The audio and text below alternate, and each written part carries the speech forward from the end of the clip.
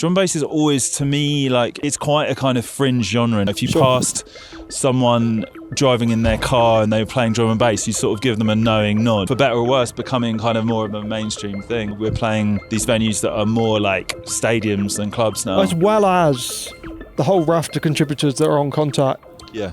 You've also produced the new Kneecap song. The guys reached out to me and I was really excited to make something that kind of matched their attitude, you know. It's important to me to feel like a bit of a custodian of the genre. I love trying to kind of keep some of the kind of history of a genre alive. I kind of want to just spread the gospel of the genre that I love.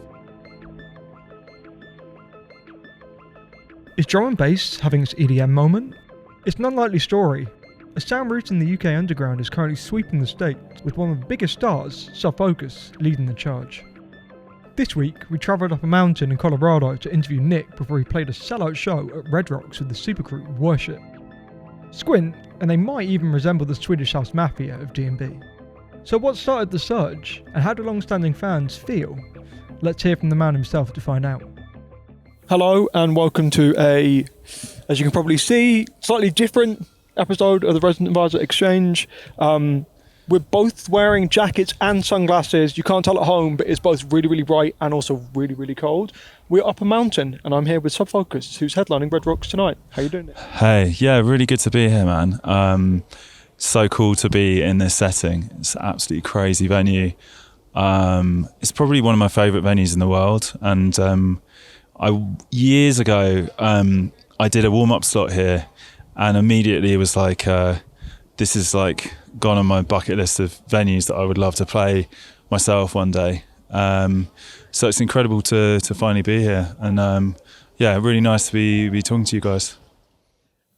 One of the great stories of recent years in dance music, which has somehow gone a little bit under the radar, is that drum and bass has become, I mean, as you can see, arena level in America. It's surging, I think, particularly in a place like Denver, which has like a big bass community. That's right, yeah. Post-EDM, post-dubstep heads have really migrated en masse to drum and bass.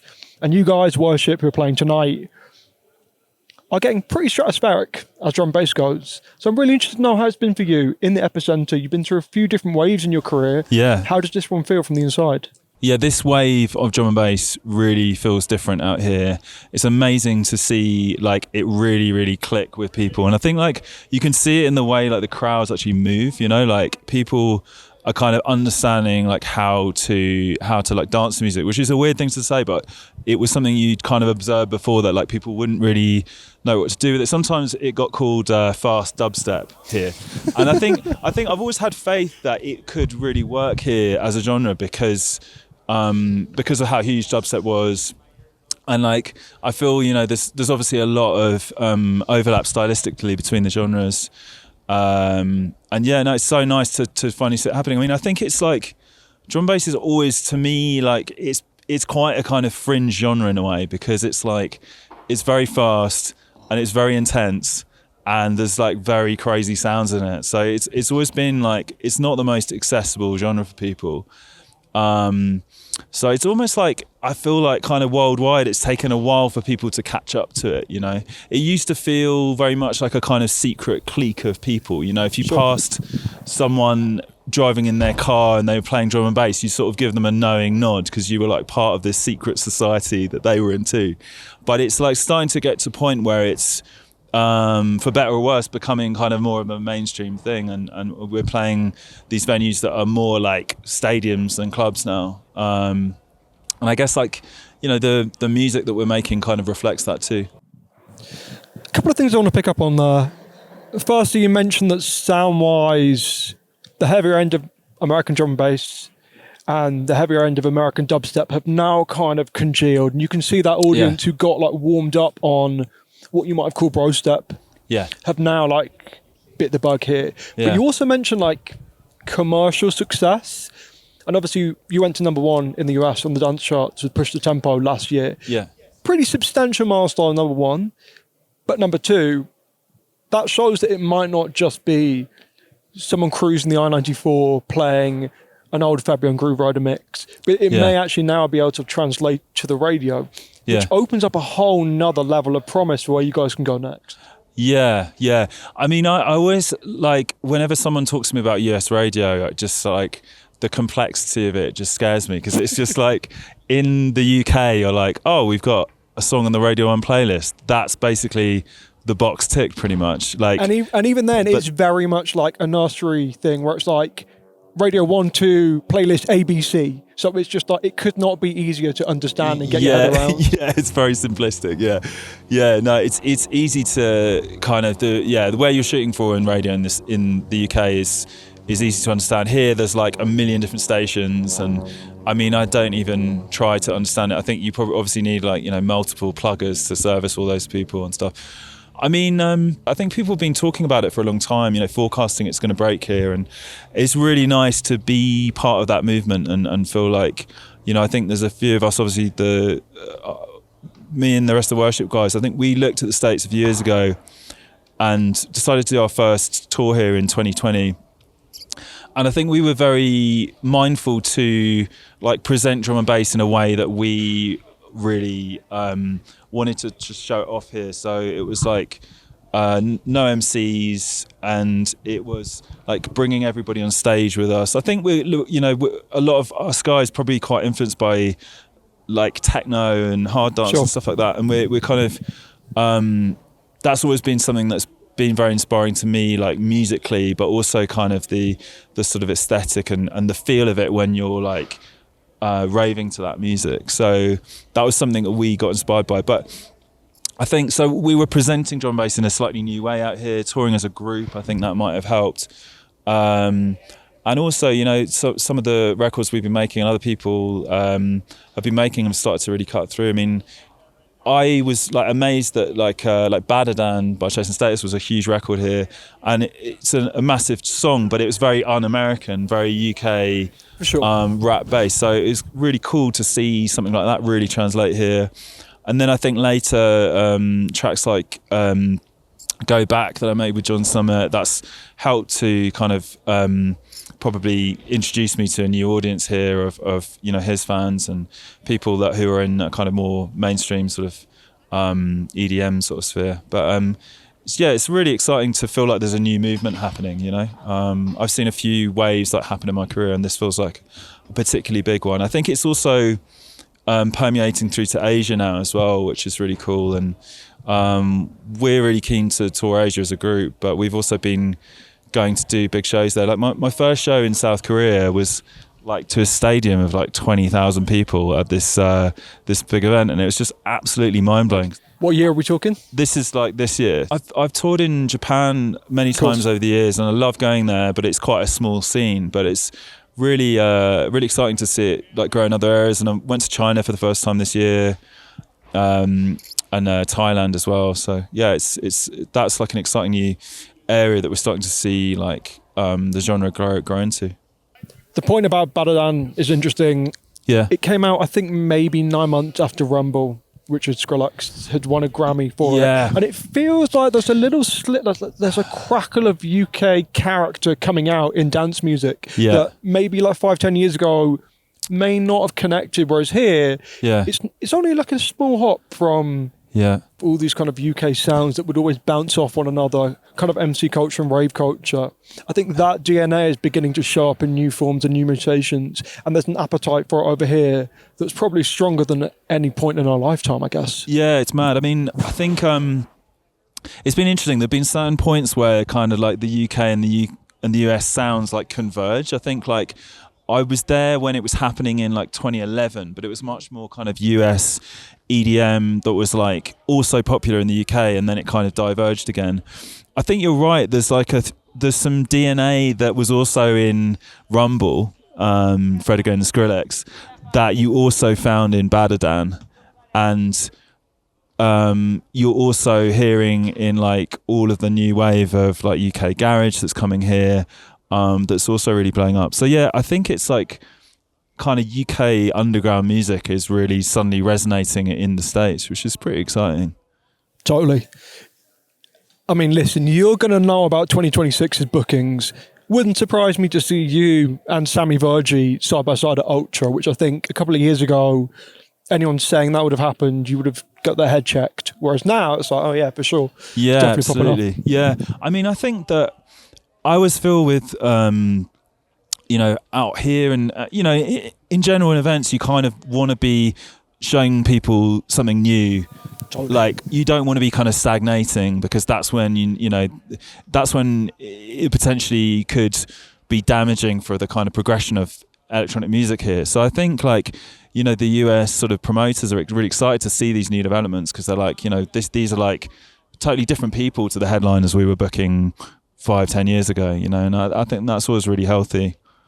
On the point about progression, I mean, I'm not reinventing the wheel by saying this, but drum and bass audiences, compared to techno, like you mentioned a minute ago, yeah, are some of the most loyal and locked in any culture. They get in early and they stay here for the long haul. Yeah. You might have people coming in and out of different rage shades, different house music shades, but a lot of D&B fans get here at age 19, they stay put till their 50s. Yeah.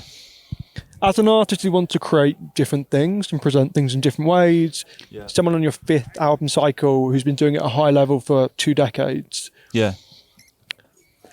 How do you go about that trade-off of keeping things moving forward with a community that have a certain understanding of what Sub Focus is or used to be? Yeah.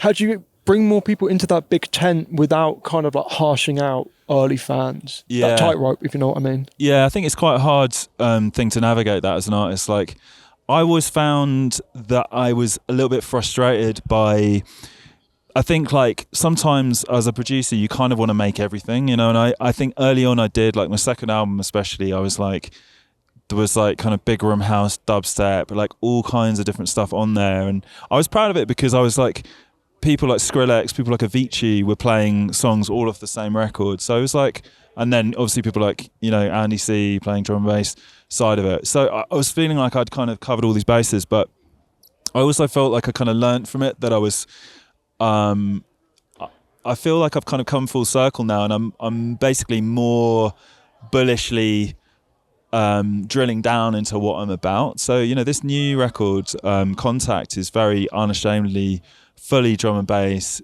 I must say, I've always loved the idea of, I've always made a lot of house music and techno and things like that, and like, I love the idea of branching off into doing those things. It's just very hard to do 2 things like concurrently that really work. I feel like I've got so many kind of ideas in my head for kind of side quests that I want to go on musically, and I'm just like, I need to sort of tactically think about when it's a good time to do that. But it's difficult as a producer sort of staying on message sometimes, because you're like pulled in 1,000 directions. You kind of want to experiment loads. But I think as I've got more experience, I've sort of kind of doubled down and figured out what I'm about and like what my sound is. And it's, about big riffs and big hooks and vocals and things. So I'm sort of drilling down into more what I'm about, I guess, as I go on. Definitely a drum bass record, but it has some collaborators that I think, if people have kind of understood your arc, they'll get. But on surface level, the track list is pretty invigorating to look at. I think most obviously you've got Grimes, who we did an exchange with her 5 years ago, and she talked about her love of rave and drum bass. Yeah, but I don't think she's ever been on a D&B track before, or maybe not on an album or collaborated with someone at your level. Correct me if I'm wrong. Yeah, no, that's right. I mean, I don't think she has. I think she's kind of. She loves D&B, and she's kind of like almost kind of like gone into that kind of territory in some of her solo records. But it was super exciting for me, her reaching out, because so she reached out? Yeah, she got in touch with me, which is crazy, because I years ago I was kind of like talking about it in interviews. I was like, when her first record came out, tunes like Genesis and Oblivion, I was like really obsessed with those songs, and I was I just thought like the way she sort of treated her vocal like kind of a sample, sort of a lot of self-recorded stuff, I found really exciting. But she got in touch with me about a year and a half ago, and we decided to get in the studio. We did a session in LA, and since then we've been like working on remotely on a couple of tracks. One of which, Entwined, is on the album. And I mean, she's just so kind of committed to like making the most like out there futuristic stuff. So it's really kind of refreshing to work with somebody like that, 'cause she's sort of all about the art, really. She's like totally not interested in anything that's like a sort of dance music cliche. So that's like something I've had to sort of really navigate with her, you know, like this, she's determined for it to not, you know, sound kind of like too much like dance music in a way. But it's refreshing. I think that's the big theme of this album, Contact, is like I've suddenly been able to work with these artists that I never really sort of dreamed of being in touch with before. And it's been like creatively really inspiring. I mean, also guys like Fireboy, DML.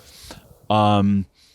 It's really fun because I'm basically like playing some of these people like drum and bass almost for the first time. Like we did this studio session together in London, me and Fireboy, and I was playing him Original Dawn, and then we like just started like riffing on this other idea that I had, and he was just getting so excited, man, just like screaming in the studio because he just never heard anything with that kind of energy before. And I think it's been really, really fun to work with people who's, you know, who are kind of completely outside the genre. Obviously, guys like John Summit as well. I think there's something about, and forgive me if I'm projecting a little bit, but there's something about your character having been in the game this long, but working with people like John Summit, where some people of your pedigree may be resistant to that kind of overlap, potentially because of preconceptions of what they're about, the size of the scale, I guess also just young people having different ideas about art and like selling it at like a stadium level. Yeah. Do you think there's something in your character that lends you towards those kind of collaborations where it's like, I can see a way that we can merge. Let me show you. Let's meet in the middle and see where it goes. Is that something that you gravitate towards? Yeah, I think that could be right. I mean, it's really hard to make a lot of these collaborations work, you know, because everybody, like artists on that level, are very precious about what they release, you know. So I think it's just one of those things that it feels like sort of he who dares wins kind of thing. Like it's like sometimes I feel torn, you know, because I kind of came up through drum and bass, you know. I was obviously like started listening to it in the late 90s, kind of got into mid 90s, bought decks, you know, I was buying vinyl like sort of 97, 98, and like, you know, into some really underground stuff. I guess, you know, the stuff you know, I've probably, it's certainly like the whole genre has gone in a kind of more vocal heavy direction. I think I'm always excited by kind of reaching new people, you know, like I think even when I was doing songs like X-Ray and Rocket and tracks like that, it was like they had big riffs, you know, and I felt like, I guess there's a certain, you know, I have a mixture of feeling like, you know, I want to sort of safeguard drum and bass from turning into something that it's, you know, something too commercial or something that's not, you know, that it's not meant to be. But I'm also like excited by taking it to bigger audiences, and I kind of want to just spread the gospel of the genre that I love, you know, and I think sometimes you see how working with bigger people, or, you know, making songs that are catchy, you know, really like helps to take that to new audiences. And that I can't deny that side of it, as well as the crazy bass sounds, you know, excites me. I think you know, bringing it to like new audiences and taking it to new people, and I feel like working with these different artists is a part of that journey, you know? So yeah, I got a couple little riffs on your point about riffs. That was totally unintentional. I regret it immediately. Jesus. There is something in the American water where if you can cut through quickly, either big vocal or a big riff, I think it brings people in much faster. Yeah. And it's a shame that the venue's shut now, because we could have got these guys on camera, two dudes holding up the four of you as a Mount Rushmore. Yeah. I don't imagine that kind of young, hyper-committed, fun-loving punter necessarily comes in without that peace offering, like you say, to be like, hey, Yeah. I'll give you, here's the beginner mode, Yeah. and then you can have a whole universe of stuff that you'll enjoy. Yeah. You kind of need that bridge, otherwise it might lock off that kind of 23-year-old. For me, when I was growing up, it was like Prodigy massively, because I was like, initially I was really into rock music, and then kind of mid-90s started discovering a lot of dance, and was suddenly like really hooked when I heard like Prodigy, Chemical Brothers. They were kind of like incorporating guitars, so that sort of, I could kind of understand that. But then there were all these possibilities they were exploring that were like sonically, that were super exciting and different to the kind of quite limited palette of like a guitar band, that suddenly I was like, oh, this is like, they can kind of do anything with a sampler, you know, like, so that was like massively exciting for me. I think you do get these kind of gateway acts, you know, whether it be like, I mean, when I was coming through, like, Pendulum's first album was huge, I think, for like introducing a lot of new people to drum bass in like the mid-noughties. And then, you know, there's just these acts that kind of cross over, that really, really helps to bring a lot more people in. I think I also noticed, you know, that it really, like, having acts from a territory really helps it to grow in different areas, you know. So I think that's one thing I'm really hoping for the States, is that some of the momentum that's been gathering also turns into, you know, some massive homegrown acts, and there is a, you know, really fertile scene bubbling, but there's not like the kind of breakout star yet in D&B yet. So I'm excited for that to happen here. I think that's really interesting, because you guys have all been around, 4 members of Worship. Obviously, there's a supergroup thing going on. Yeah. It wouldn't be out of line for me to say that within this kind of modern wave, within the Brownies and Lemonade universe, you guys are definitely at that pinnacle of being not a new breakout, but a re-established breakout on your own terms. Do you think the next person up should be completely left field, 21-year-old, someone who's basically born when you were first putting out records? Do you think you want youthful energy, and do you think the next face up should be someone who is genuinely of Gen Z, born mid-2000s, who severs that link with the late 90s, if you know what I mean?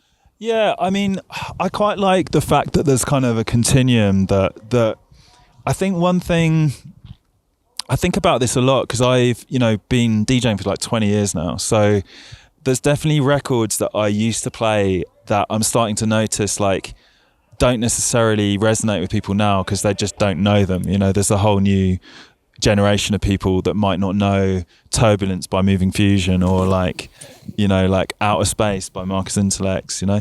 So that kind of makes me sad in a way, but I think like it's important to me to feel like a bit of a custodian of the genre, in terms of like, I did a back-to-back with Andy C the other day, and it was amazing because we were sort of really like digging in the crates and just like playing lots of old songs, and I love that.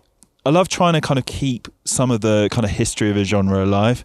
That said, like, I'm completely down for the new breakout stars to bring that youthful energy. And, you know, you talk about Brownies and Lemonade, people like ISO and Not Two are like, you know, really young guys who are like, you know, they're aware of all of our stuff, but, you know, they're like bringing some real youthful energy into the dance music they're making. And I love, like, there's I believe there's a guy they're affiliated called Wink, who's been making some great drum and bass recently, and who's super young, you know. So it's nice to see these guys who are just like, right, you know, at that age, kind of really coming through strong. ISOXO is a really nice segue. Someone who's incredibly creative, is just a super tight producer, an amazing performer. Yeah. Doesn't really cross the streams with like an RA universe as much as he could do for various reasons. But I do think, and this kind of brings us back around to why I'm here with you today at Red Rocks. Yeah. I think there could be more of an interest from the UK and what's going on over here. Yeah. That would then end up as like a two-way street, and there'd be a kind of discourse. But I definitely feel what's moving like arena level tickets over here doesn't really touch the size in the UK. And there might be a lack of curiosity to work out what that thing is. A video of ISOXO played to an old school Ram head might get their backs up, and they might be like, this is not for me, without kind of like digging into why is this thing popping, what could I take away from this, but also like clearly this guy's got some kind of X factor, what is it? And it's nice that you bat away that kind of cynicism and go for it and say, well, it might not be my generation, but there's still like a fire and a spark here that's worth like latching onto. Yeah, I mean, I totally agree. Like, I think if you showed that to like those sort of guys to like a real old head, they might not get it. But I think there's like, I often talk about it with James, Culture Shock, who's also in worship, and we're like, similar age, been doing this for a long time, and we're like, reminisce about like when we started DJing, like you would be playing records and you'd basically spend like half the time you're playing like in sort of rifling in a record box. Like you wouldn't necessarily be like making eye contact with the crowd, and then you were playing a tune but you were trying to concentrate on like it not skipping or like nothing going wrong. So there's a whole level of like showmanship that's happened with DJing that I think that's the element that maybe puts off like someone of an older generation, is that now like some of the newer people are like, they're an insane dancer and they're also like, they're an amazing performer and they make music as well. And it's like it's a more kind of it's more of a kind of they're more of a kind of rounded act now, I guess. Like it's I mean, they're an entertainer in a classic sense. Yeah, like I always find Guetta really watchable, and he said this, like he was like, some of my sets I'm an entertainer and some of my sets I'm a DJ, and it's nice.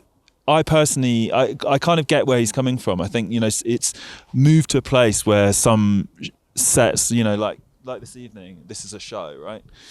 But then we're playing our after party in town, and that's much more of a kind of club vibe, and we're both like, we're really excited that we get to do both in that way, because later we can play some weirder tunes and take more risks and just be, have our kind of like club heads on. Whereas, something like tonight, that every second of the set of this or a big festival set really counts. So you end up being much more prepared, and, it ends up being more of a performance. Yeah. Just going to stay on this point really quickly. There was definitely a little bit of consternation last year about something that came out. I can't remember the website, one of the EDM sites over here. Yeah. Well, Dimension says something like along the lines of, and I'll call him his artist name because I don't know him personally. Yeah. Things were down in the doldrums in the US. Lots of promoters were working really, really hard for not much gain. Yeah. And like you said at the start of the interview, we've had to come in. We presented a different angle that activates a different audience, and it's really like brought a new energy to the culture. Yeah. And some old school has, like Jumpin' Jack Frost said, but what made the scene beautiful was how unorthodox and underground it really was. Yeah. That you go out and I play at Twilight, or you play in a club in Denver now, and there's 25 people, but they all love it. And they're like the heart and soul of culture. And I thought it was an interesting reaction that didn't seem too malicious, but presented those two sides of the coin in terms of like how you would see scaling up. And I wondered your reflection on all that. It's tricky because I'm kind of like from that background of like this like club background. I mean, I used to listen to Jumpin' Jack Frost. He had a show on Kiss FM, and he was basically playing like dub plates of new Ronnie Size tunes, and they sounded absolutely mental, just like crazy jazz samples, like mental bass sounds. And I absolutely loved that vibe of it just being so raw and like kind of rebellious, like the way Ronnie was using like jazz samples and stuff. This is around like Represent era, maybe a bit before. I kind of love both sides of it. I guess I'm like also, like I was saying, I'm excited about kind of bringing that sound that I love to a wider audience too. So I guess I've sort of got both heads on, and I'm trying to find a middle way between those two things. We did an interview, and we were speaking to like how the scene was in the States, and we've got a huge amount of respect for everybody here who's been like carrying the torch for drum and bass. There's been people like Planet of the Drums, Diesel Boy, like all the guys that came before us. I think we felt though that there was definitely like a generational divide here that wasn't happening in the UK, which was that I think that the baton in the UK was being passed to, it sort of has quite an even spread over the generation, but I think we felt like people, let's say our age, weren't necessarily into drum and bass here. or maybe it was people slightly older than us that had kind of hooked onto the first wave, and there was kind of a weird gap in between. But I think I have no idea what caused that, but I think we felt like we wanted to really present our sort of like much like more sort of modern take on the genre for a start, and then I think what helped us was also to link up with brands like Brownies and Lemonade, who felt like they were really doing stuff here that felt quite buzzy and new, and I think that helped to sort of introduce us to like a new crowd here. Totally. And I mean, I do get the point that it could be interpreted as, if not punching down, kind of dismissing like the low years. Yeah. But also, tonight's show is kind of a credit to how much and how quickly this new wave has like developed. Yeah. And where it goes from here is exciting. Yeah. It doesn't discredit all the work of people like Jordana making wicked records in the early 2000s, all the promoters who would get 7 people to a show in Minneapolis and still walk away happy. I mean, I was playing those shows as well, like so that's a fair point. I've been there as well. But I think I was always just feeling like, this, it has so much potential here. And I also just feel like when, it's not something we're trying to elevate for, let's say, our own selfish sort of reasons. Like, it hopefully will hope to grow it as a whole scene here. And there's like new artists in the UK who I'm finding really exciting that we're playing. Guys like Similar, for example, who's like just like doing some insane stuff with bass sounds, and that's his entire kind of focus. Very underground, and you can see it really working here as well. So I feel like hopefully the genre starting to grow here will benefit a whole group of acts who are doing all kinds of stuff across the spectrum of D&B. On a similar kind of note, and this is a sweet diversion, we thought it was very honourable when Tim Reaper, who's a great friend of RA, someone that we adore, who's obviously more on the jungle side of things, when he remixed Last Jungle a couple of years ago, didn't make it on the record, and you basically let it go to a small indie and get pressed up. I know that Ed thought that was like a pretty meaningful gesture, and like 9 times out of 10 a major label or a management team probably stops that happening. I thought that was quite a nice way of bridging the gap and like making sure that there's some level of regeneration in the underground. There's possibly a slight wariness on both sides of that kind of really underground artists, of people like us who are crossing over slightly more, and then us of those guys. I think I love it when you can kind of bridge that gap, whether it be working together in those type of ways was really cool. I mean, I'm really enjoying this like whole new resurgence in jungle as well, like people like Sully, Near Archives, obviously, Tim Reaper, it's like, or Coco Bryce. I mean, it's exciting to see that genre that was kind of dormant for a while to have a real resurgence. But I mean, I think I love to try and bridge the gap with these things. It's not like I'm not only listening to commercial D&B, I'm also like I've loved the genre for a really long time, so it's like it's exciting to me to like get the approval of Jumping Jack Frost or John Summit. Like it's kind of fun to reach lots of different sort of parts of the musical landscape. You can always go back to Modular synths and manual goshting any day of the week, but it's not. You know what I mean? Did you see my my cover? I sure did. Yeah. I became, when I got my Modular, I became obsessed with like just making music only on the Modular, which was like a bit of a crazy sort of rabbit hole, waste of time. But I went to see Manuel Gottsching talk about that song. I went to see a lecture he gave at Brilliant Corners. And the day after, I was like really inspired to just like play around with like see how he made it, and I did like a kind of that's quite a deep cut because that was like on my Instagram probably about like 7 years ago or something, but did a little cover version of it on the Modular. But I'd love to get involved. I mean, I often have thoughts about like trying to make an album that is like sounds like the music that I got into when I first got into drum and bass. I'm kind of like, I find it so interesting, like the development of the genre, because it's like came out of this like dub, and there's a lot of dancehall influences and like crazy sort of amen choppage, and then suddenly it kind of in the mid-90s turned into this kind of art music, with people I'm thinking about like Crust or Timeless. Yeah, Timeless is probably a huge factor in that happening.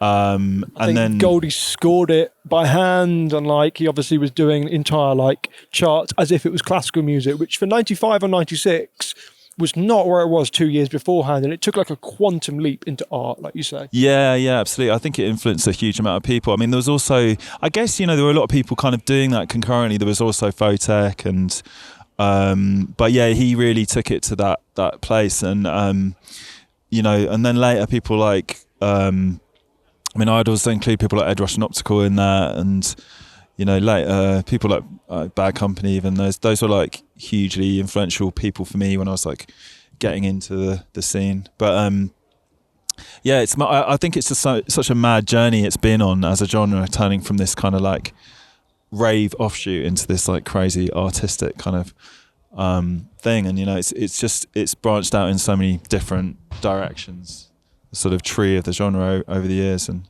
it's exciting to see where it's going to go. So as well as the whole raft of contributors that are on Contact, you've also produced the new Kneecap song. But you've had one of the most interesting years that any artist probably in our lifetime has, for good and bad reasons. Tell me about how that came about, what the working process was like, and also how you found it as someone working with them, watch them go through almost like a Sex Pistols level media storm. Yeah. So the guys reached out to me and about collaborating, and I've been aware of them for a while, and they just have this like excitement, live, that is just like pretty unreal. And I was just like, I was really excited to make something that kind of matched their attitude, I think it's been crazy watching what they have been going through, because they've just been sort of persecuted basically to a crazy degree. And I must admit, like, I'm personally, I'm obviously have political views, but I'm not musically I'm not someone that I don't really like want to speak about politics in my music. I feel like my music is about escapism primarily. I think so I was kind of almost a little bit like, there's a certain amount of trepidation about being involved with such a political act, but I was also firmly believe in the causes that they're championing, and I wanted to jump at the chance at working with such a buzzy act. So they're incredibly exciting. I was like at their Glastonbury West Holt's performance. What are you? Oh shit! And that was absolutely crazy. It was like impossible to move. I think they're incredibly exciting acts, and I'm excited to see what happens with the song. They've actually licensed the famous Banksy that got wiped off the Royal Courts of Justice. They've actually licensed for the cover of the single, which is pretty amazing. Sick. So Banksy gave permission for them to use it, which is amazing. And it's been a privilege to work with those guys. We spoke a lot about the roller coaster of the genre's popularity. Yeah. Just before we wind up, I am interested to know, after the kind of Taurus era, after that last really big mainstream spike, where a lot of your peers were getting like number ones in the overground chart. Yeah. Things cooled off a little bit. They certainly weren't at the level they are now. Yeah. From an artistic perspective, when you're facing a shift in the cultural weather, let's say, and a chance to go back to your roots, or a knowing that the charts probably won't be there to the same level on the next cycle. Yeah. Does it encourage you to kind of like replenish your underground bona fides in that way? Thinking, my audience are with me, but maybe I'm not going to get A-listed this time because drum bass isn't as hot. Yeah. It means I can challenge myself to do something different. Yeah, big time. I think that moment was, there was kind of a shift in like 2015. I think the way the charts were calculated suddenly changed as like streaming came in. So it suddenly meant that like a lot of dance records that were like charting, like you say, were suddenly not kind of touching those heights anymore. But I think that became like a huge moment of regeneration for D&B. Luckily, you know, it kind of went underground, and you got this whole group of new artists that came through off the back of that. I think I also like discovered like it really helped me to start collaborating a lot more with my peers, you know. Working with Dimension on Desire was a big turning point, and it was like the same time that I started working with Seb, who's all of our managers at Worship, and it was cool because we've kind of all been friends before, and then we suddenly started working together and something just clicked. And I think I was really lacking that feeling of like a community around me. I'd sort of been on my own in a studio for a few years and kind of slightly lost my way a little bit, you know. So I think like having that crew around you is so important. I think in the last wave, you know, I was had my studio next to Chase and Status, Shy FX, Breakage, Nero. So there was a whole bunch of us, and we had a kind of gang then. So it's really what I've really learned is like having a kind of a crew and peers around you to work with and bounce off is like absolutely crucial to, you know, feeling good about what you're going to write. You know, you can't really make music in a vacuum, even if you're playing it to big audiences. It's kind of weirdly like the approval of your peers kind of cuts through much more in a way. Did you have that kind of approval of your peers in that like golden brown run, 2004, 2005, thinking like Frozen Solid, Titan, X-Ray? Were you bouncing off other people, or were you just kind of following your path and like following it as far down as you could? I was, yeah. I think like it sounds sort of like superficial, but I was sort of making music to kind of impress my friends almost. Like that makes it sound worse than it is. We were just going to the end the whole time anyway. So I had a big group of friends who we were like going clubbing with like every weekend, and suddenly I was like making music that I could get into Andy C's record box, and it was like a huge challenge to like, we were going to see him regularly at the end, and I was just seeing like how many of my tunes I could get into his record box. So really there was a crew then, because it was kind of like I was getting kind of mentored by Andy, and I was living with people I was going out with, and we were all still regularly like going out the whole time. So it was a super fertile time, because I was like, you know, excited to make a new tune. So Andy might play on the radio, or like, you know, or he might play in a club that we were going to listen to him at. And yeah, I mean, yeah, it was one of the most inspiring times, really. It's so exciting when everything started to click, and, you know, I started being able to kind of meet some of my like heroes in the genre. And if you could talk to the Nick of 20 years ago, go back to that guy in 2005, and give him advice from the Nick of 2025, what would you say to him in our conversation? I'd say keep going. It's going to be okay. But I mean, yeah, I don't know. It's I think, yeah, it's hard to answer that. I think, I guess I was just like, I was so inspired then, even just like by just being in the mix of these people, you know, that kind of kept me going through all of that. But yeah, I've really learned that, like, you know, being persistent and consistent and just, you know, like working hard at this is kind of essential. Like I've seen a lot of people kind of come and go and stuff, and I've tried to just, you know, stay like looking towards the future and stay relevant, you know.